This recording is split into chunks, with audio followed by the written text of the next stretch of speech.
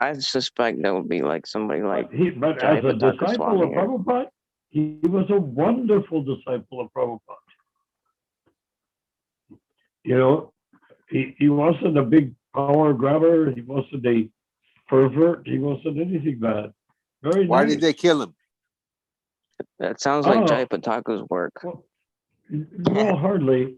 No, he was killed by, it was a political killing to do with Manipur being next to China. Oh, really? It was like a Yeah. random bombing. I don't They happened to be remember, there. I never really knew very much, but the Manipuri they're very Asian by look. They look Asian, but they look more Tibetan or from that part of the country than Indians for sure, Seems right? like there's some So mafia involved here. well, it's when you have tribes, mafia. That's your department, Robert Mahaprabhu. Ha ha. It all comes back to Sicily. Mhm. Mm, But in places like Manipur, you have so many different fighting tribes. They're tribal. It's just like in the Sahara Desert, everybody with a tent is an enemy of everybody else with a tent. Out of the, and there's that old saying that the Bedouins created: "The enemy of my enemy is my friend." So if you have three guys in a tent or five guys in a tent, and another guy with a bigger tent comes to attack, well, all you guys that hate each other get together and defeat the bigger enemy. And then after that, you can hate each other again. The beauty of Islam, that's described in a nutshell. is it Islamic um what do you call it? Conflict? I'm sorry? It's like Islamic conflict. Is that what you said? Well, not in Manipur. I'm not sure what the Manipuris worship. Obviously, there are Vaishnavas there, Buddhists there, and I think there's different tribal religions there too. Oh, do you know what was the motivation Or what? behind that bombing? In Manipur? Yeah. Well, Manipur, you know where Manipur is. It's if you go from Calcutta, Bengal, and you go further along the coast to the very tip near China, that's Manipur. Small country, very small. I see. It's actually part of India, but you wouldn't know it by going there. I've never been there, but I got some acquaintance with Manipur because we have a temple in Manipur. Had a temple in Manipur. And then people got blown up there. There's a devotee in Los Angeles who survived having half his intestines ripped out by the same bomb that killed Swarup Damodar. Wow. They must have had some kind of, I don't know, some uh, accumulated karma that, No, it's all politics. So I mean, like if you die in a bombing, it's probably because something terrible you did in a past life. Well, that could be too, yes. Or even that committing an offense possibly in this life. Yeah. Like if Yeah, a that's person also true. is a guru, becomes a guru and is not qualified for it, he's really walking on a minefield. And if Yeah. he's a nice guy guru, if he's a wicked guru like Bhavananda or Jayapataka, then they can get away with murder because they're used to getting away with murder. That's what they do. They murder and get away with it. But if you have a nice guy like Swarup Damodar, he's a victim because he tries to do the right thing, and it isn't the right thing for him to be a guru. So it explodes. It goes down on him. Yeah, you have to stick with Prabhupada if you want success, because he came to deliver everybody in the world, and he doesn't really need any help in doing that. He's doing fine.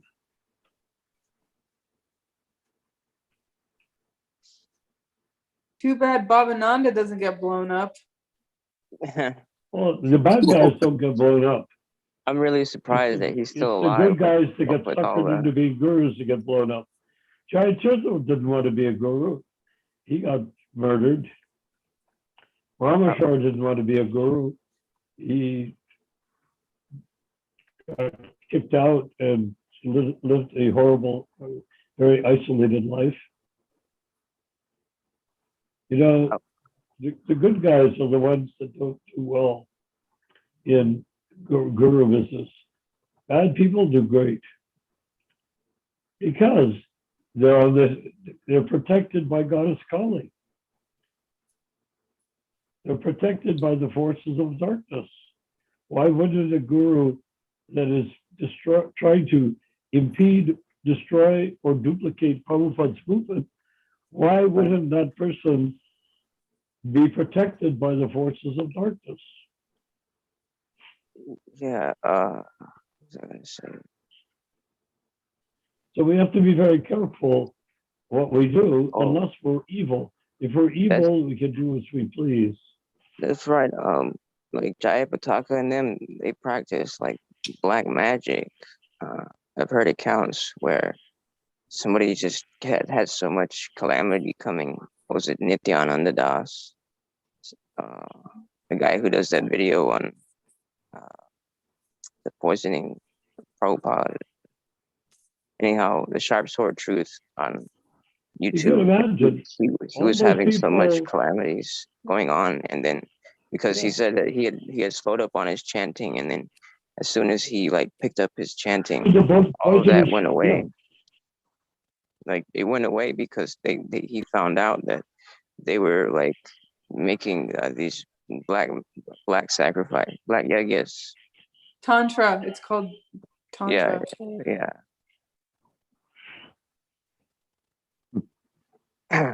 So yeah, that fits that that conclusion fits what I've heard. Yes. So our job is, because of Prabhupada, our job is to sort out his movement, make it strong, and to redirect it to his purpose, not the purpose of bad guys like the GBC. The GBC has to be elected. It's a job in itself. But it's not that hard to do. All you need is like 5 temples that are agreeing to operate by Prabhupada's standard. They get elected GBC, and it will be perfectly legal because it's within the charter. It's a legal entity, GBC. And if they elect people, they are genuine GBC. And the ones that are not elected, they can say they're GBC, but they can't support them. It seems like it's all fixed. Well, people are people, you know. People try to impose their willpower onto something transcendental. And that's what happened. Let's say even if Jesus existed, Constantine was very, very pleased because by accepting Christianity, he was able to kill 10,000 people. His mother had become a Christian, and then he became a Christian, and he was delighted because he could get rid of all of those pagan temples, Zeus and Poseidon and Athena and Saraswati. Well, that's Saraswati's Athena. All of those Greco-Roman gods, he could get rid of them and thereby exert absolute control over everybody. Whereas before, with the Greco-Roman gods, he couldn't make a move unless the priests of those different temples gave him their okay. So he came up with one religion, one God, one religion, one emperor, one pope. So he wanted to be the sole manager of the Romans, which included all of Europe at that time. He wanted to be the sole manager of Europe. And then he wanted to be able to control everything. And it worked out magically well because all the pagans, meaning Romans, that were inhabiting and holding all of the European under their lash, had become mingling with the Europeans. In other words, they were all pagans, so they all got together and had a lot of fun and began to intermarry. So with Constantine, he was able to go in there and make it everyone had to convert to Christianity or face the sword. So in that way, he was able to dominate the entire of Europe with the church. And that's sort of what the ISKCON, so-called GBC of ISKCON are trying to do.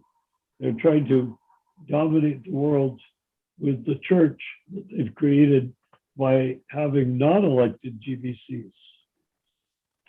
But we all know this already. Who calls the shots? Who calls the shots now in ISKCON? The GBC, unelected GBC. They're sort of like the cardinals of the church. They are all the highest ranking people, and they decide who can become a guru. So where are they located? They're all over the place. All over the place. Yeah. But their headquarters is in West Bengal, India. Okay. But they don't live there. They just go there once a year to have meetings. Synods, wow. I think you would call them in Catholicism. What are they called in Catholic? What are they called? Well, the Catholics call those synods. You get the conferences. Okay, that's right. That's why NODS.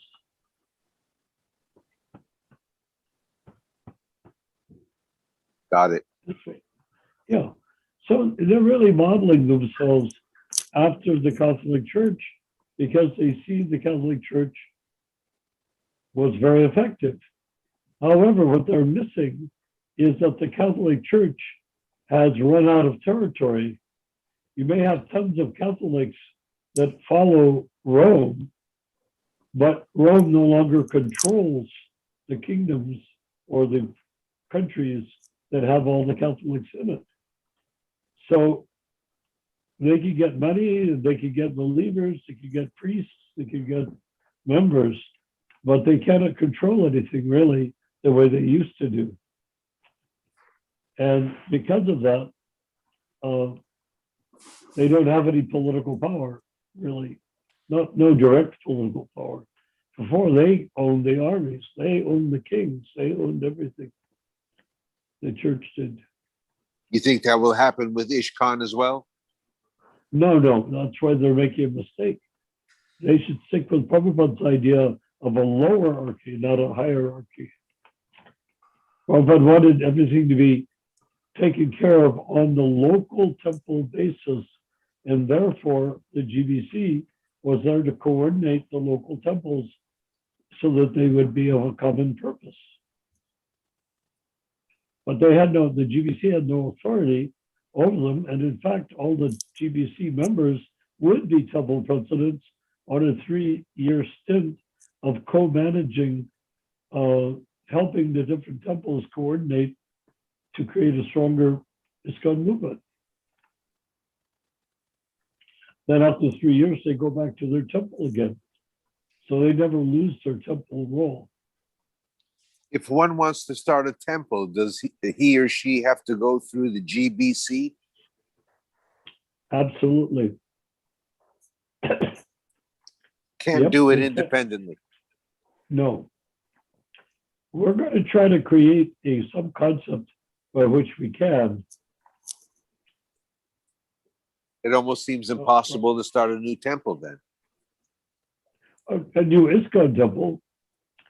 Anyone can open a temple with a different incorporation. Yeah, but they wouldn't be part of the GBC corporation in the ISKCON corporation. Who's on But top? GBC or Ishkan? GBC controls ISKCON. ISKCON is simply all the temples with temple people in it, different ranks of temple members. And then they have their own localized, quote unquote, initiators, which they like to call gurus, which are not qualified to be gurus. And so each temple is sort of like under a domination of a hierarchical structure, again, like the Catholic Church. But after 1970, Jews, Protestants, Buddhists, and various people stopped joining ISKCON. Only Catholics joined in the Western world. And that was also when we opened up preaching in South America. So many South American temples were created. Of course, they were all Catholic.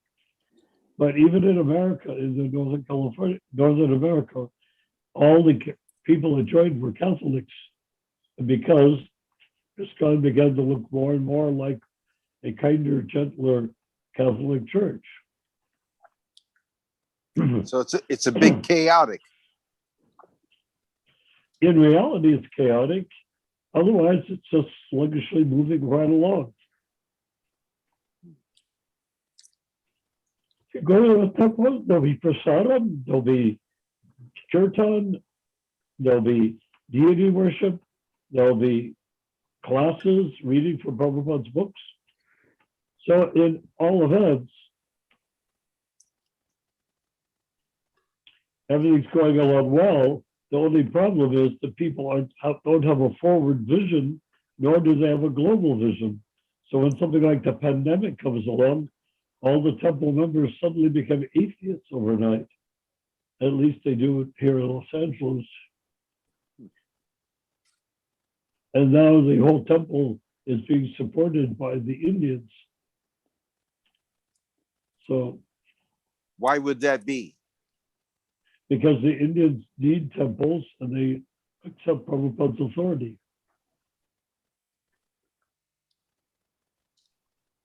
You see?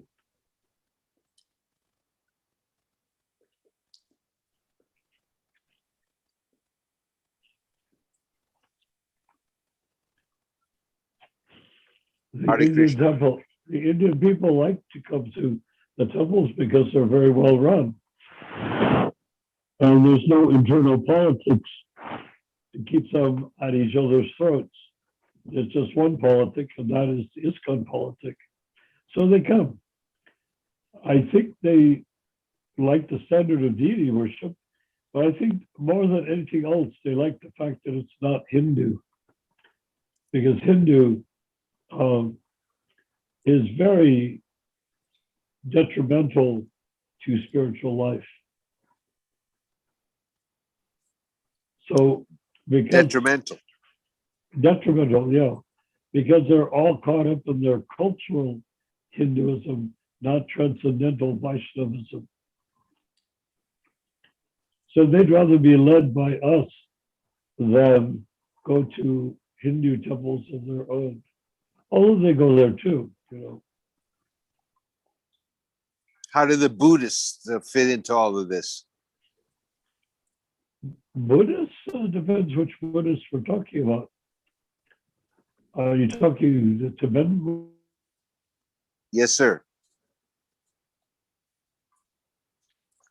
There's Russian social Buddhists. There's tons of different types of Buddhists. But they tend to be just within their own sects, and they practice what they practice. Buddhism doesn't have a sense of the existence of God as a person.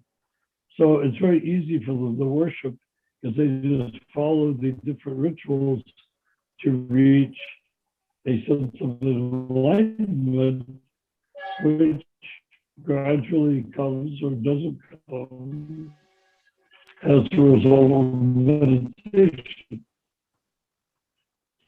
I practiced Buddhism for a number of years.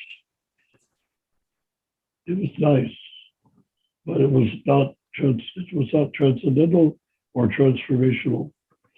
So consciousness is Hare Krishna. Jai. I'm doing a lot of talking. So who else is on? How many people are Rupa Majori? How many people are on the call? 6, 7. Yeah. One, Yeah. 1, 2, 3, 4, 5. 5. Okay. You seem that tired counting tonight, Ramesh? Nayanarayan. I don't feel that well, but yeah, I look tired. I feel tired. Although you always speak from the Gita. Yeah. Jiva. Yeah. Yeah. We must speak from the jiva. If we don't speak from the jiva, then we're speaking from illusion. Hare Krishna. Yeah. The material body is ignorant of our identity as a devotee of Krishna. So as a part and parcel of Krishna, that doesn't mean my body, even slightly. It means the jiva, who at this point we will not be able to identify by even having a form. But we can understand that the jiva, you and me, are conscious, and each one of us is an individual with an individual consciousness supported by Paramatma for each one of us. So each one of us has an incarnation of Krishna in his heart. Each one. How do we know that when we speak, we are speaking from the Jiva? Well, if we're speaking the truth and not trying to adjust it for our bodily needs, that's closer to being the jiva. Consciousness is the indicator of the soul, Prabhupada says. Consciousness is the indicator of the soul.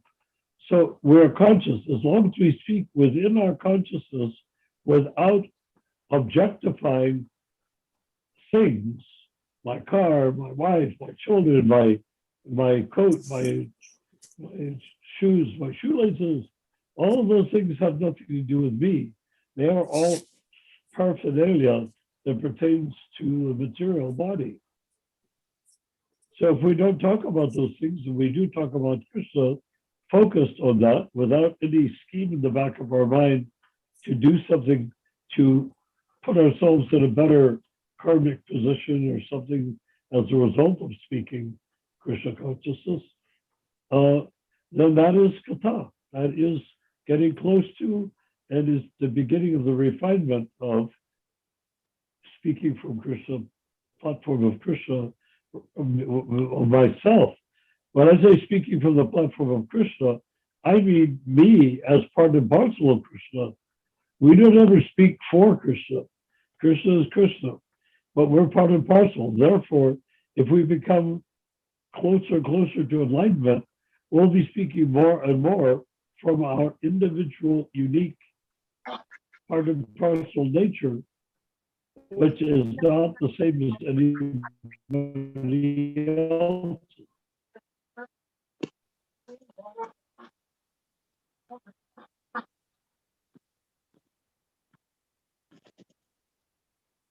Breaking up. Yeah. So, Rupa, do you want to lead the crowd for a moment? How do you, What should we discuss? Well, what would you like to discuss?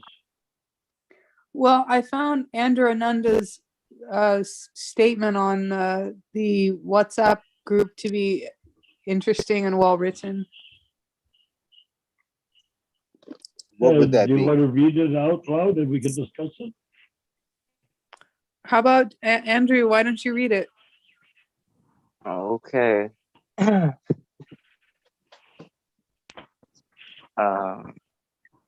just wanted to say to Mahaprabhu very quickly that one symptom of speaking from the jiva is um, when you have the best interests of everyone at heart in terms of helping them go back home to Godhead or make spiritual advancement. Thank you. Thank you, Andrew. Jai, got it. Having everybody's well-being. Okay. Okay. Very well stated. Thank you. I kind of, as formed a rebuttal. I just kind of, I suppose, I mean, I would like to understand if I'm not, properly representing my Guru Maharaj. I request pardon because like in this lifetime, I'm relatively, I suppose, I still have much learning and development in terms of like the best way to go about, I suppose, representing her. As following Lord Chaitanya, or instead of following Lord Chaitanya? I guess, I mean, I endeavor to speak as a representative of Lord Chaitanya. Yes, that's what our job is. And if you notice, Prabhupada never did anything but represent Lord Chaitanya. He never claimed to be an independent authority over Lord Chaitanya. And how could he? Because Lord Chaitanya is himself Radha and Krishna. So I guess we need to understand that here in the golden age of Kali, which is gold because of being created gold by Lord Chaitanya, that this position of being in the golden age of Kali is a especially blessed place to be for all of us. And we can understand that there is really, in a sense, no other guru except Lord Chaitanya. Everyone else is a follower of Lord Chaitanya. If we become the follower of Lord Chaitanya. Right. So I guess what my thinking and process is simply to try to describe or how you say, be able to propagate information that reveals the position of my Guru Maharaj. And so what I do is, give people books. I've been giving people not only Prabhupada's, but I've been giving Swamiji's Gita, but also Prabhupada's Gita. I give people I think the last one I gave out, the lady, she chose, she said, because she wanted to hear the original version, I said, here, take Prabhupada's Gita, like that. So It's I not just, Prabhupada's Gita, it's Krishna's Gita, because Prabhupada is on the same spiritual platform as Krishna. Therefore, Prabhupada cannot say that's his Gita. It was given word for word. Every word in the Prabhupada's Gita, so-called Prabhupada's Gita, was dictated to him by Lord Krishna. Right. I suppose his translations of the Gita. He didn't translate. Krishna translated. Prabhupada was simply the transparent via medium for Krishna. And you could tell by being near in the same room, he glowed, indescribable glow. So Prabhupada was not a person who was following his guru and teaching his disciples. No, he was simply creating what Krishna gave him to create, and he created it in an incredibly short period of time. I don't know a single other person that could have done as many things, as much stuff in the short period of time that Prabhupada did successfully At an mean- advanced age. Yeah, at an advanced, so-called advanced stage. You know, it was. we say it was, advanced stage, but the soul is not of an advanced stage. The soul is young. Prabhupada was a messenger. Yes, a servant. Well, more than a messenger, he was transparently representing Krishna. So every word in Prabhupada's books was dictated by Lord Krishna himself. It's not as though Prabhupada did scholarship and studied and did like that. I suppose by when I say his translation, I mean the product of the work that he executed by the guidance of Krishna. If I may refine my language. So anyhow, I guess I don't, my intention is not to say like, look how great Swamiji is, and he's such a, I simply endeavor to try to present his own writing so that his work or what he says so that person who hears it can make their own evaluation, and so I don't mean to like be an advertiser if that's how I've been coming off. I've been more like the paradigm in AA is not to it's not to promote but attract. So like that, I endeavor. So Who are you talking about? He. Swamiji. You say he. Who is he? I said Swamiji. Who's Swamiji? Which Swamiji? There's thousands of them. Krishna Balaram Swami. Is that who Yeah. you're talking about? Is Krishna Balaram Swami? Yes, his divine grace, Mahamandaleshwara Mahan Sri Krishna Balaram Swami Maharaj.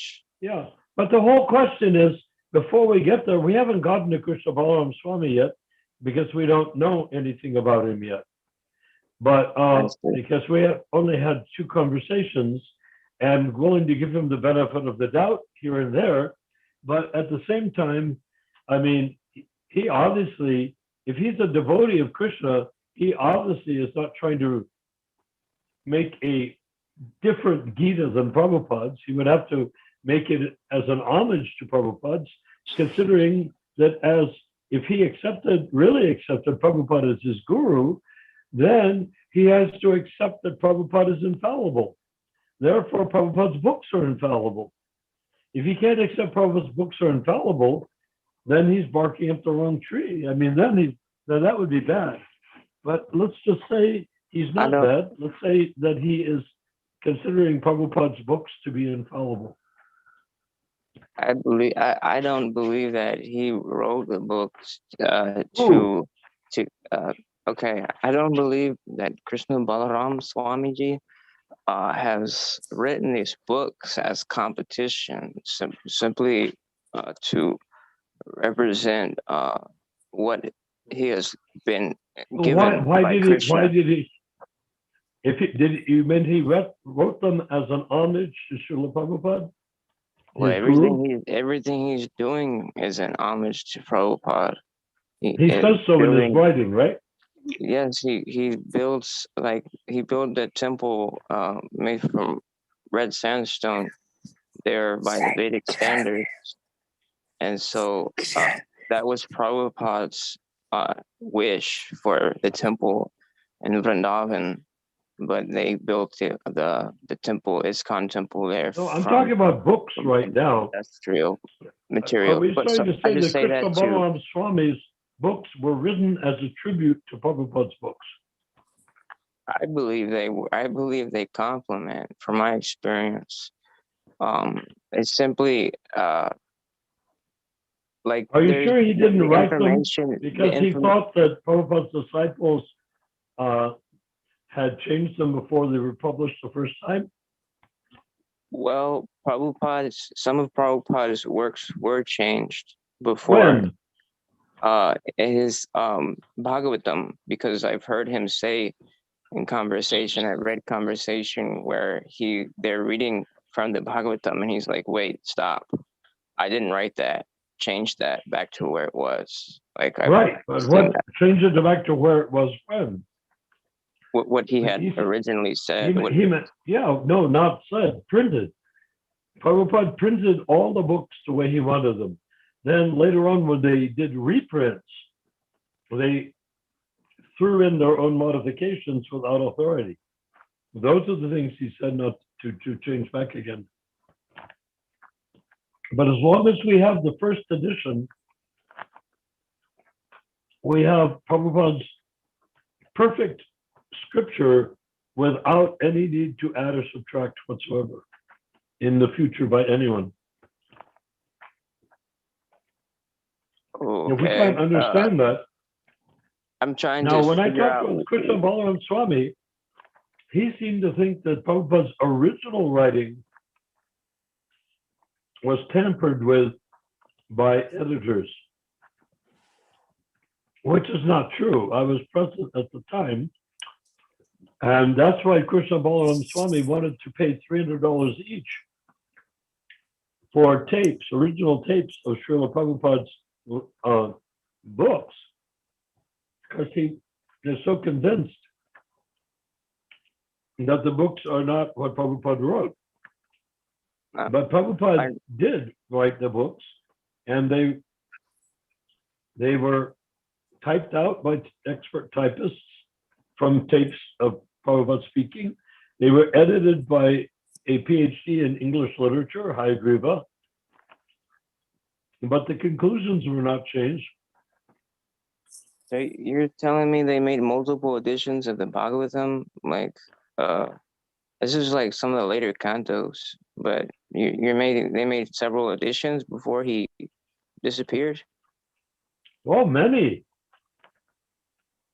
If you look at a late edition of the Gita or the Bhagavatam, you'll find probably 10 or 20 printings. Each time they did a printing, they had the chance to change some of the language. I happen to have complete sets of all of Srila Prabhupada's original books, including the Bhagavatams that he brought on the Jaladuta from India. Yeah. Which he didn't want to copy those, because he wanted all the language to be acceptable by the standard of Harvard Sanskrit scholars, etc. I feel that the information in the remainder of the Bhagavatam 10 and 11 are like, being that the 10th canto is supposed to be the most confidential. No? We don't need it. So anyhow, I just don't understand why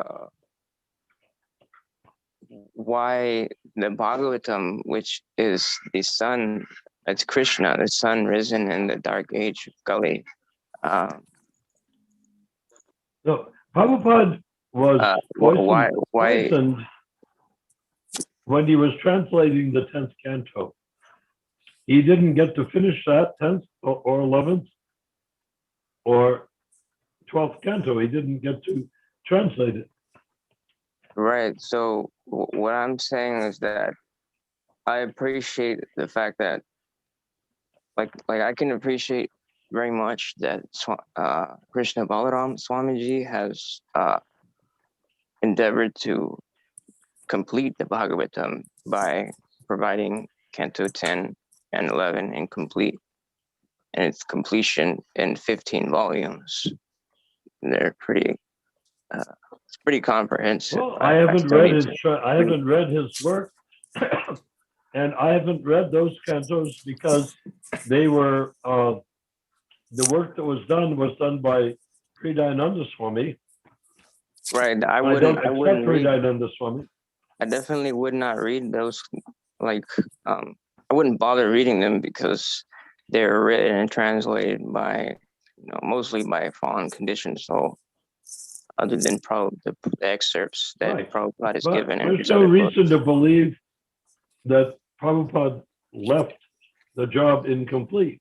He gave us enough information with the Chaitanya Charitamrita, Bhagavad Gita, the Bhagavatam, and Upanishad. Those books alone are enough to deliver everyone, with or without the 10th, 11th canto. I just feel that the addition is I feel that it's good work because it's coming from somebody. Well, it's coming from Krishna, but through a person who is like the qualifications are unprecedented, and I don't mean to simply just to boast about his qualifications, but Everybody as wants to their to represent. qualification to be seen as unprecedented. Everyone likes that idea about themselves.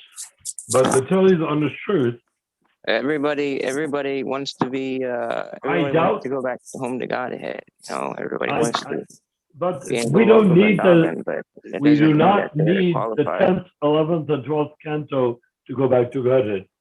In fact, if you want to go back to Godhead, just read the Krishna book, and that's plenty. That has all the cantos in it. And I basically I see this as sort of. We don't have to go through an ordeal to go back to Godhead. And the only thing we have to do is become aware that the process outlined by Lord Chaitanya, who did not translate the Gita or the Bhagavatam or the Chaitanya Charitamrita or the Upanishad, but simply chanted Hare Krishna. We don't need any books to go back to Godhead. We need to chant Hare Krishna in the sound vibration coming down by disciplic succession from Lord Chaitanya. Can you tell me why Prabhupada's disciples have not advanced to more so to the stage of Madhyam Adhikari? Because they have it all figured out. They want to make ISKCON into a church like the Catholic Church. I'm talking about even the ones that stayed loyal to Prabhupada and decided to leave or were forced out. When you say loyal, what do you mean? Well, I mean is that they stick with his teachings, his standards, and not from somebody who is contaminated his standards. It's so simple that a child can accept it. Chant Hare Krishna, follow regular principles, worship the deity, go to class, chant japa, take prasadam, take a bath at least once, twice, 3, 4 times a day. What's the problem? That's all it takes. I just told you enough right there how to become a Paka brahmachari, or householder, or grihastha, or sannyasi. That's all it takes. It's that simple. We don't need any books. The books are there to put back up to what is already plain and simple and out in plain sight. Hidden in plain sight means chant Hare Krishna and get everyone to chant Hare Krishna, and you don't. All the purpose of the book is Prabhupada said, is to convince people why they should chant Hare Krishna. Okay, Aside my from that, my point, aside from my that, there's no point in reading the books. If my you go back point, to Godhead, you'll see Krishna face to face in person anyhow, right? my point is simply to demonstrate that Swamiji is endeavoring to um, continue where Prabhupada left off. That I mean, to be of Why? to It dedicate doesn't his need. service to Prabhupada. What makes That's you think that? Why do you think why that would needs? he not do that? Why does it? Because it may not need to be done. Why would Why the does why? it? I just don't understand why the parampara would just stop because one great soul appeared and did many great The things. parampara doesn't stop.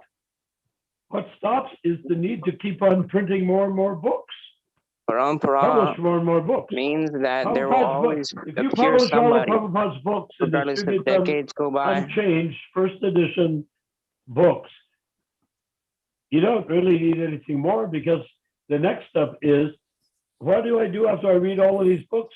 Chant Hare Krishna. Oh, I've been chanting Hare Krishna for years, reading these books. Well, now do you understand why you're reading the books? You're reading the books so you'll chant Hare Krishna.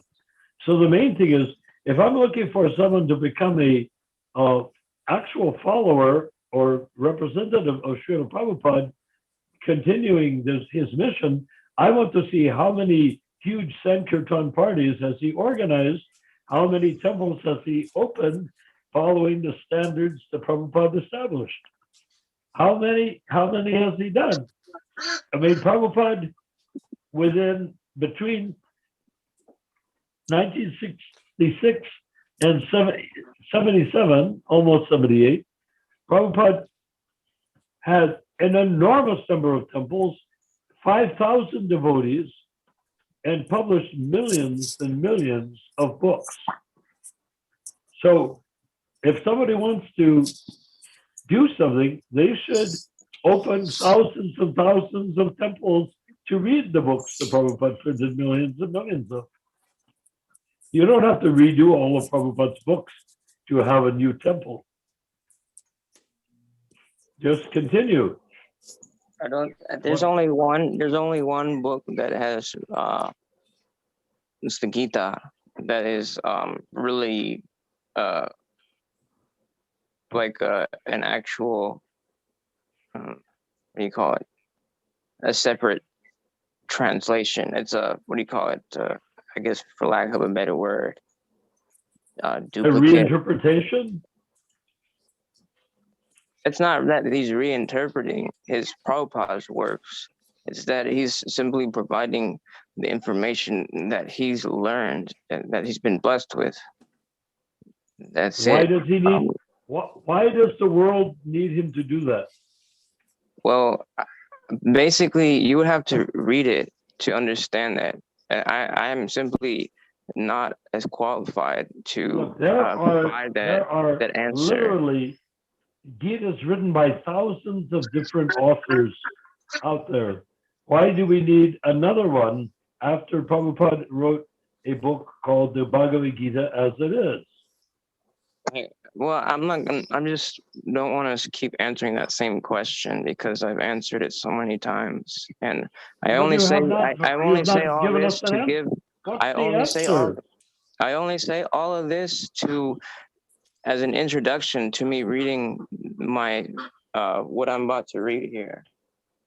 I didn't Which mean is, for it to go on many different tangents.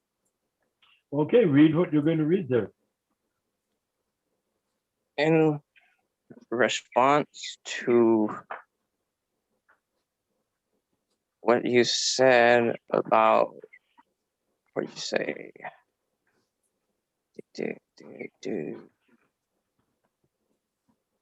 You said you are not. You described.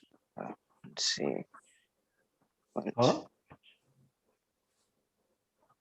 You described how in detail more. What do you call it?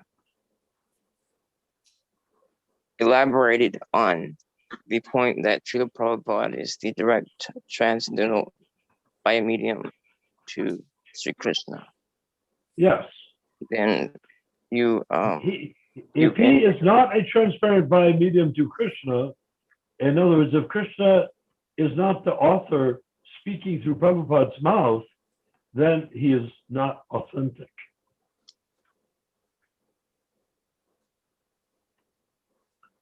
The books must be spoken by Krishna through the mouth of the pure devotee. And to do that, there has to be a reason to do it.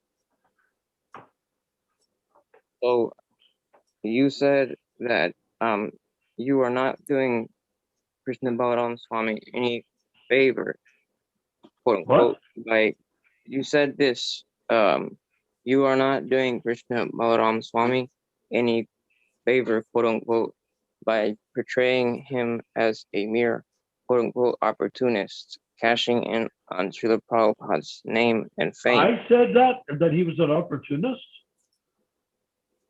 I think never said that. I said here, it's too soon to discuss that sort of topic. I'm just reading what you wrote. What did I write? I can't understand what you're reading, actually.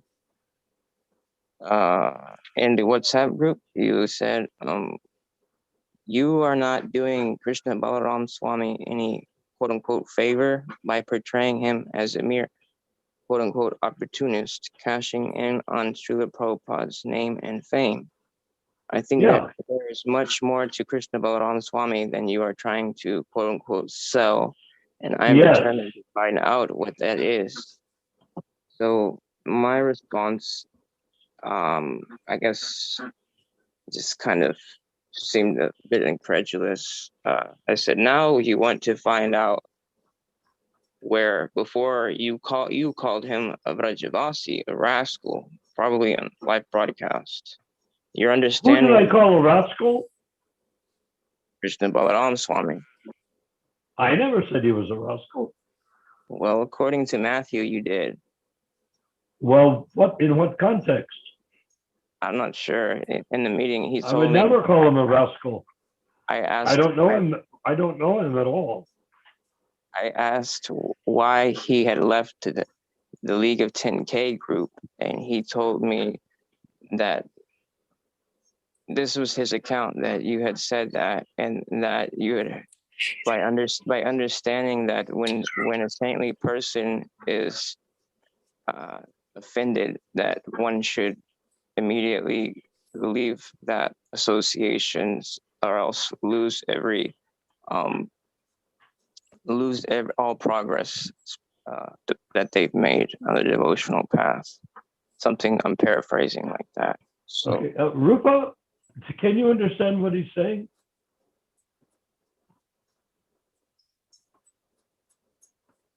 Rupa Manjari Prabhu? She must have taken a break. Hey, there she goes. Yeah, I'm here. Yeah, do you understand what he's saying? It sounds strange. I don't know. He's saying that you called Krishna Balaram Swami a rascal in one of the I did Zoom not conversations. call him a rascal. That is out of context. I said possibly if he's doing such and such a thing, then he would be a rascal. But I'm not saying that he's doing anything that would call him a rascal. Why not go to the... I don't know. I'm just going by, I don't know for sure, but I would have to go back to the recording. Rupa, why don't you go to the WhatsApp thing that he's quoting and read it and see what I said? Okay. Because he's trying to read it, but his reading style is very difficult to understand. Okay, this is what Andrew Ananda said today. Now you want to find, he's talking to you, Narayana. Now you want to find out where before you called him a Brajavasi, a rascal, probably on live broadcast. Your understanding is askewed, especially since I've been saying that one simply has to understand his transcendental position, meaning Krishna Balaram Swami's transcendental position, and experience it directly by listening to his kathas and reading his transcendental writings, as well as speaking with him to inquire directly. You've been coming with quote unquote full cups bias and preconceptions Well, which Wait, demonstrate. Rupal, before you go further, is that his response to what I wrote? Or Yes. do I have, well, we're supposed to be going over what I wrote. Oh, okay. Because he seems to be drawing conclusions that I did not suggest. You want me to read where you said Srila Prabhupada is the direct transcendental via medium to Krishna, that one? Does that start like that? Yeah. Okay, yeah, that's it. Okay, Srila Prabhupada is the direct transcendental via medium to Krishna. This means that there is no human element involved.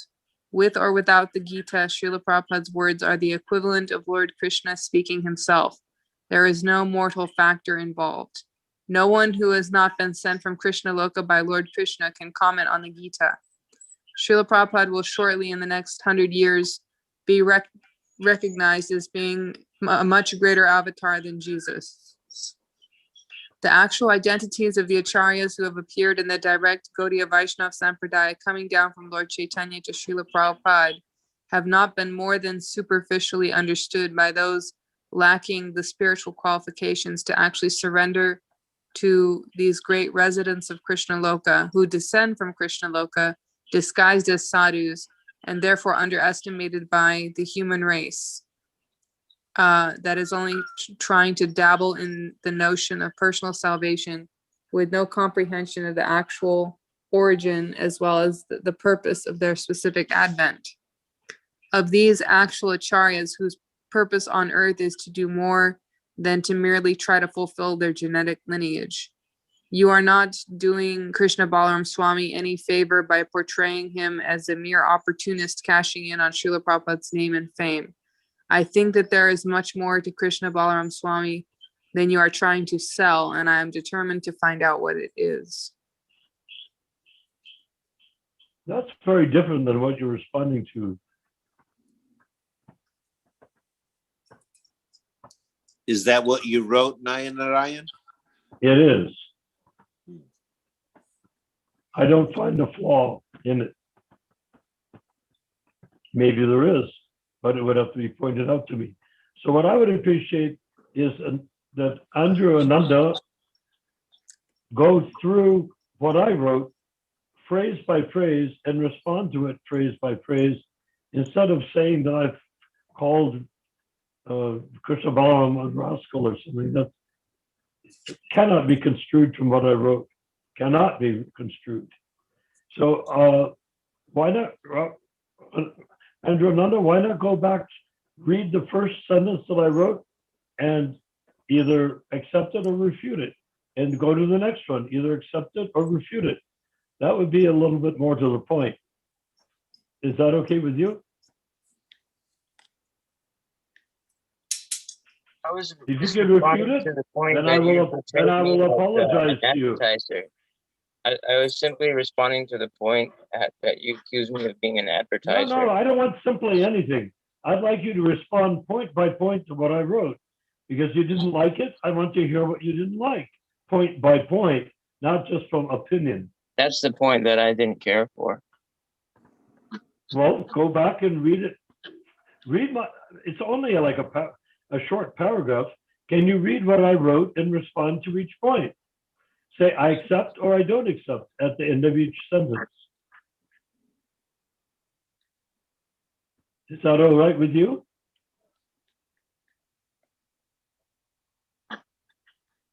I'm Sure, but I feel that I'm trying to be a good teacher. When I'm trying to be a good representative.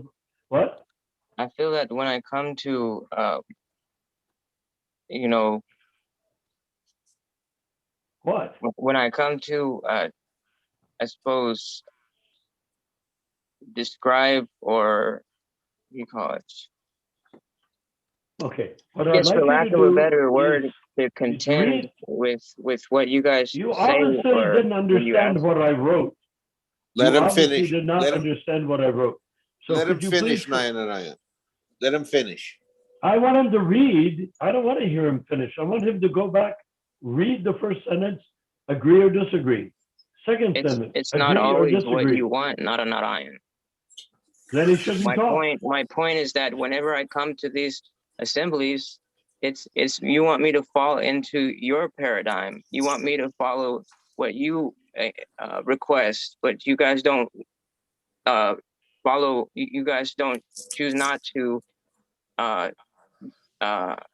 fulfill what requests that I make as far as reading Your text request and was garbled. reading And books. what you just read to me, or Rupa Manjari read in your behalf, is mixed up garbage.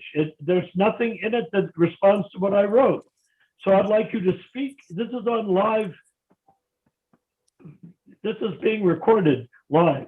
So I'd like to I'm giving you an opportunity to refute what I said point by point, instead of making a strange comment that didn't relate to what I wrote. Please. That's Remember, only the beginning of what I said. The Okay, fact can that you you do haven't that? really been willing to listen to the rest of it, it just shows that that you're really wanting to put this in terms of everybody, that people can see it how you want it to I portray it, wrote something. and not Can you accept objectively. it or refute it point by point? Can you accept and refute My what I point wrote? is the same. My point is what I just said.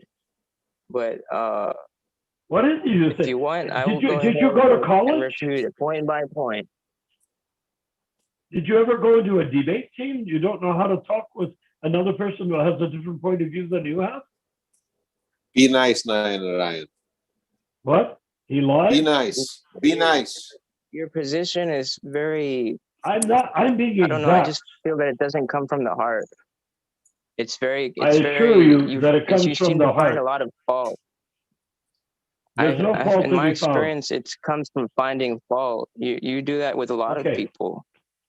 Okay, now you've found fault with me. I hope you realize. So can you go over it? And I will find no fault. I will not say anything. Just read through there step by step, which is only fair. I wrote it to you. Read what I wrote, and one sentence, and either accept it or refute it. What's the problem? That's what an intelligent, educated person would do.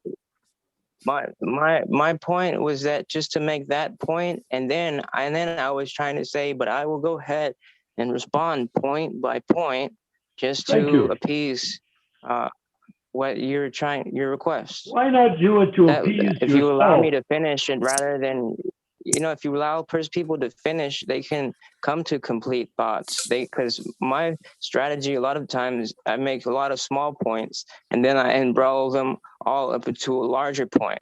And many times I get interrupted and don't get to come to the larger point. So you really start fumbling with the smaller points. Why not go through that whole thing? And I don't actually, it's basically one paragraph.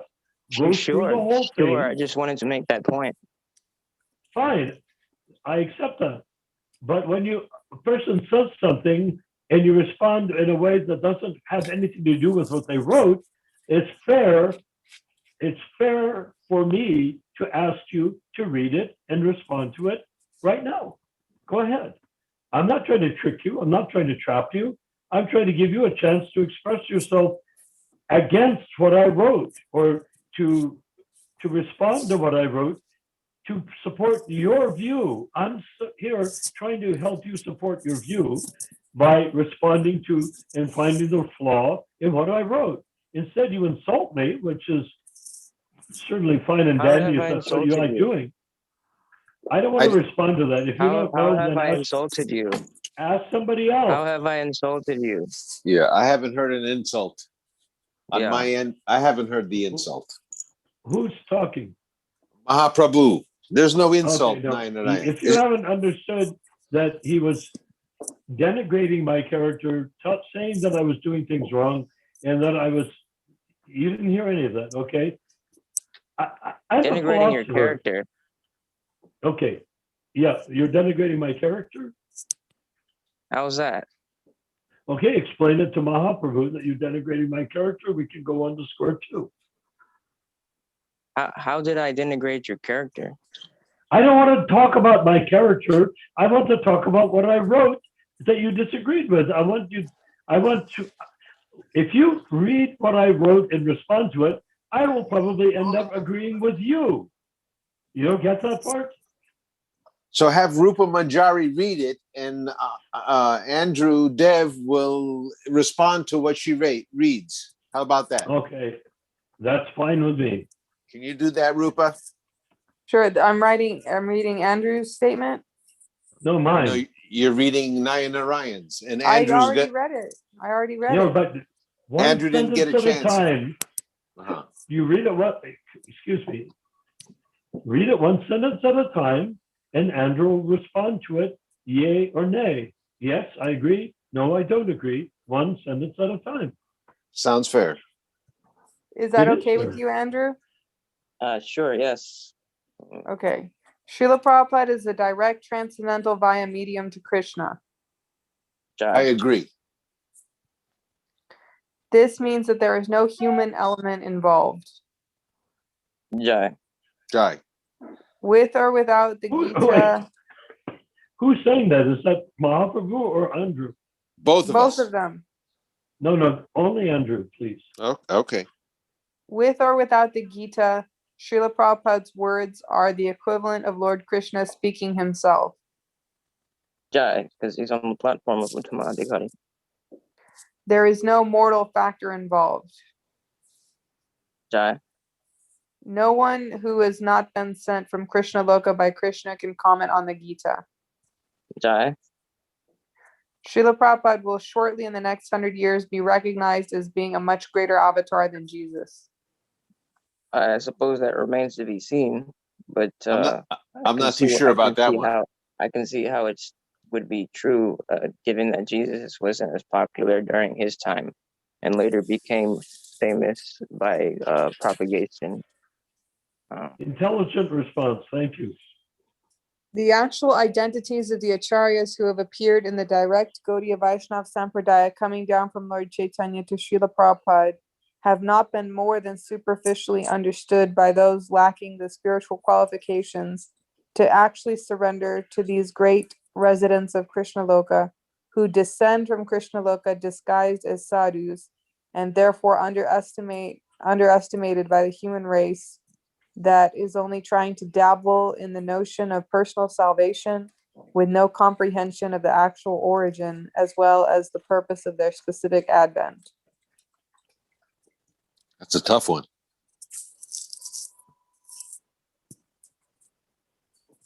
Did you get that, Andrew? Well, Andrew, what do you?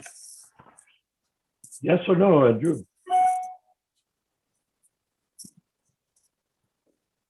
Disappeared. Andrew Ananda?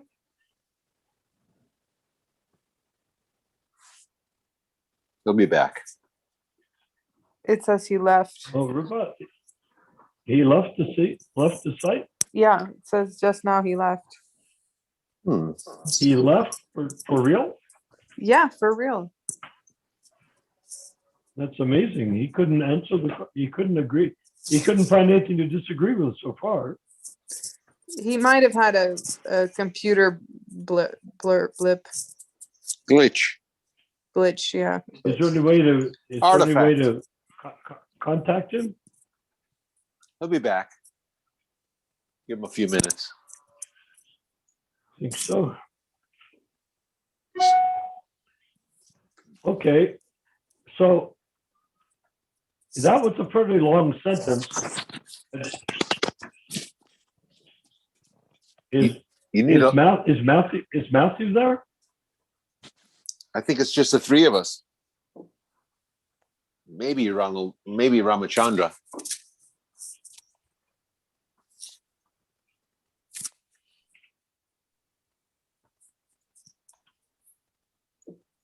Well, so Ramachandra, so Mahaprabhu, why don't you say whether you agree with that sentence or not?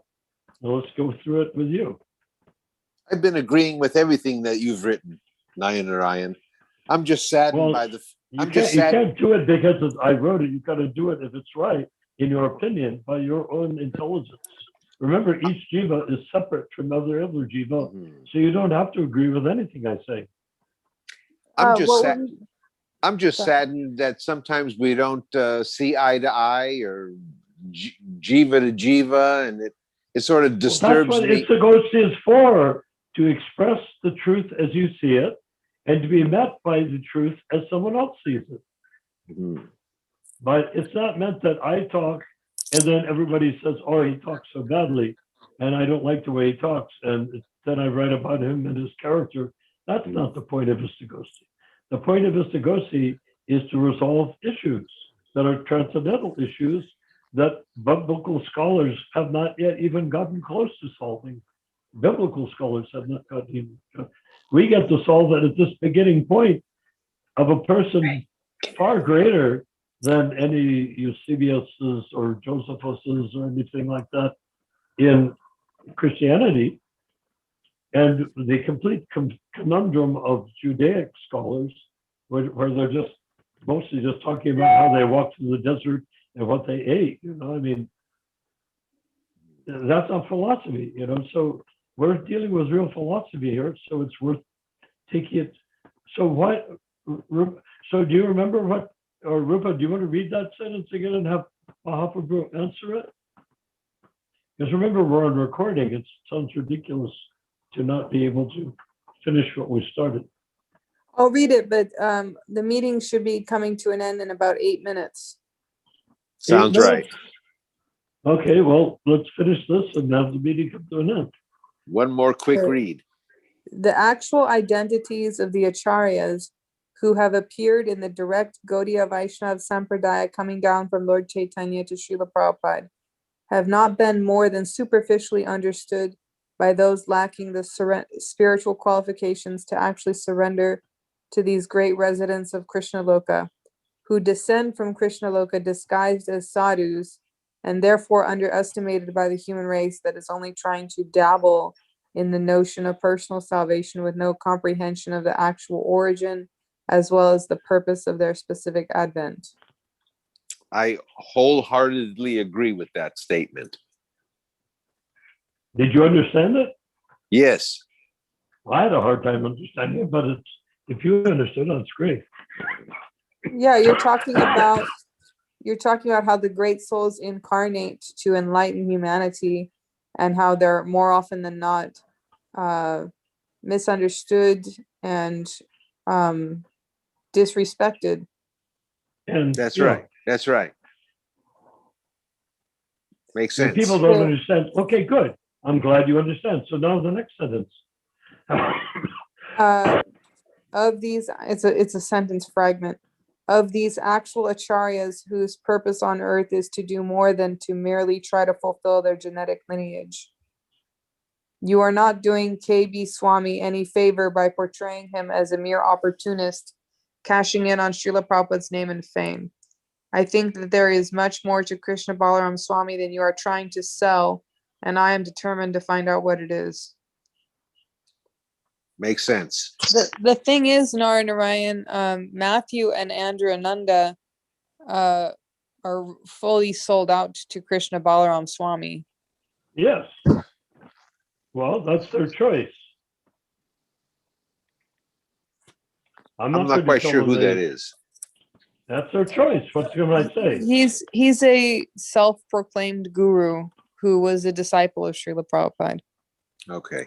Well, so And we're he trying to wrote- evaluate his standard, his status as a self-proclaimed guru, whether or not he is appropriately or inappropriately publishing Gitas of his own without reference to Prabhupada's. And if he's doing them separately from Prabhupada, the question is why?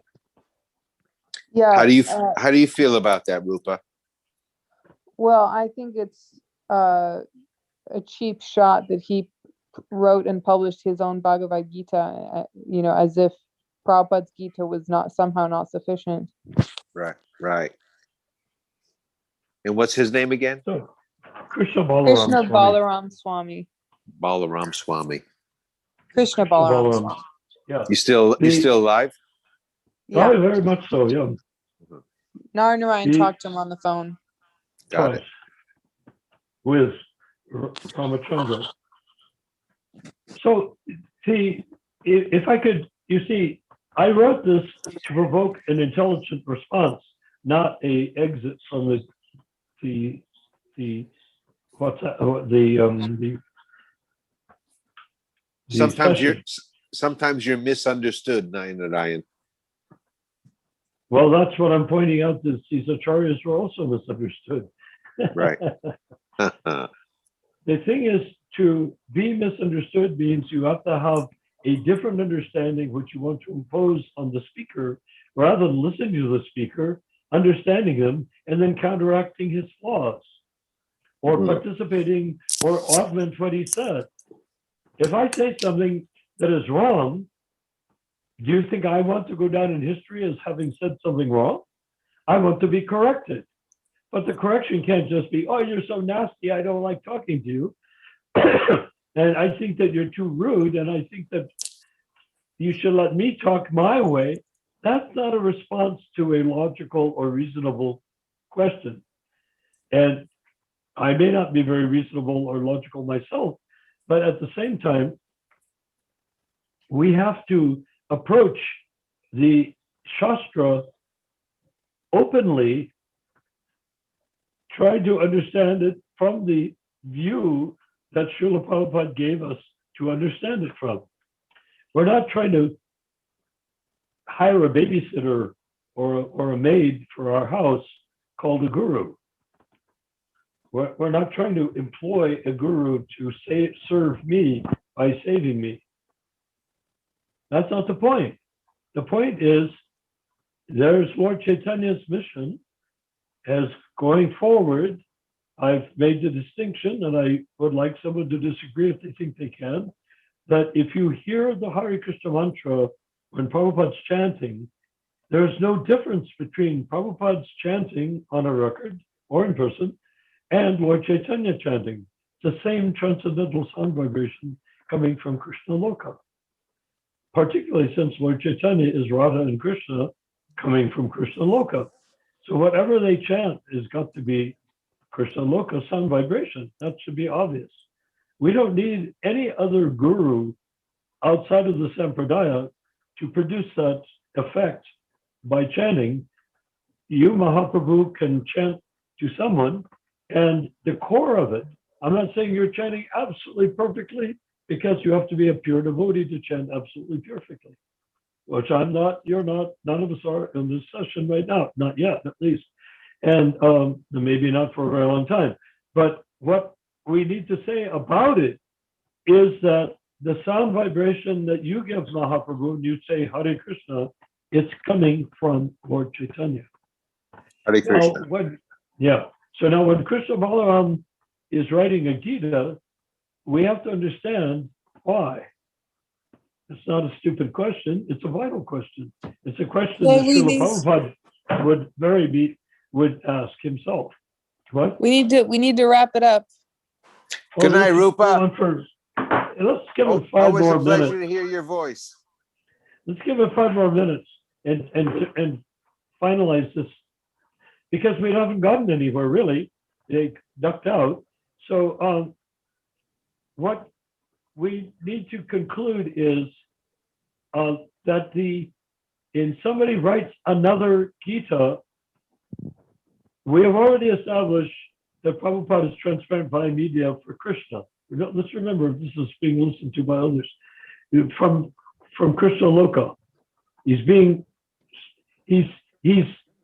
conferred with Krishna, and as far as I can understand, from what I caught overhearing him sneaking up the stairs and listening to Prabhupada, Krishna was speaking through Prabhupada's mouth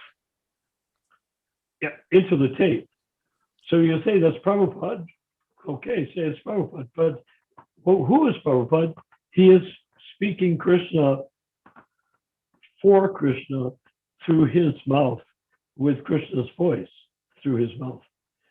So when that takes place and somebody wants to come along and add or subtract to it or change it, there has to be a movement, there has to be an assumption, or there has to be the expectation that that person is speaking from Krishna Loka instead of Prabhupada, writing different things than Prabhupada because Krishna is saying different things through him than he said through Prabhupada.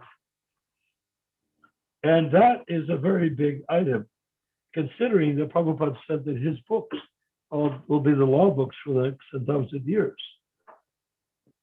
If his books are the law books for the next 10,000 years, if he says his books will be the law books for the next 10,000 years, then who is Krishna Balaram Swami and why is he trying to do it? I said, out of respect for Krishna Balaram Swami, I don't want to draw a conclusion. But he did say that he thought that Prabhupada's books were changed by his disciples from the beginning. And he says, well, nobody's changing my books because I'm writing them myself from the beginning. So he immediately is not necessarily in his own mind putting himself over Prabhupada, but he is saying that Prabhupada was disadvantaged by having people work with him on his books, and that nobody's going to work with Krishna Balaram on his books, meaning that Krishna Balaram does not think that because of Prabhupada's disciples, not because of Prabhupada, but because of his followers, disciples, that Prabhupada's books are not authentic as his are. That's what I'm concluding based on Krishna Balaram Swami. However, that's not my conclusion because I haven't spoken with him sufficiently to understand what he really means. All I can say is he wanted to pay $300 for each tape of Prabhupada's original tapes so that he would understand what Prabhupada really meant, not what his editors like Jayadvaita did to what he meant. That would be fine and honorable even if it were true. And if he's Trikalagya, he's supposed to know if it's true. Trikalagya means seeing past, present, and future. If he knows everything, if he's being guided directly by Krishna, does Krishna say that Prabhupada's books that Prabhupada said will be the law books for the next 1,000 years are insufficient because of Prabhupada's disciples having participated in their publication? I get the impression that that's what's floating his boat. And I have to say, having been there, worked with Prabhupada, worked with them, listened to Prabhupada dictating into the dictaphone, all of those things, that's not true. Therefore, I would have to say, if I've not misconstrued Krishna Balaram Swami, then I have to say that is a flaw in a person who claims to be flawless. I would have to say that. But I'm not saying it because I need to talk to Krishna Balaram 20, 30, 40 times more to draw a conclusion. I'm not going to jump on, like Andrew Anand is ready to pounce and go for the jugular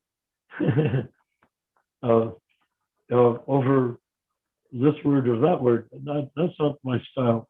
I want to find out what Krishna Balaram Swami intends and means, and then decide based on that. I'm only saying, based on what we know so far, I would say that Krishna Balaram Swami is operating under a misconception, which a pure devotee does not have. But anyway, that's all I'm going to say for this blessed Good night. evening. Good night, Hare Rupa. Krishna. Good night to everybody. Thank you, Rupa, Narayan. are you still there? There she is. Yes, I'm here. What were you Good up night. to? Good night, Rupa Manjari. Always a pleasure to hear Okay. you. Thank you, Prabhuji. How come you weren't right on? Did you hear what I said?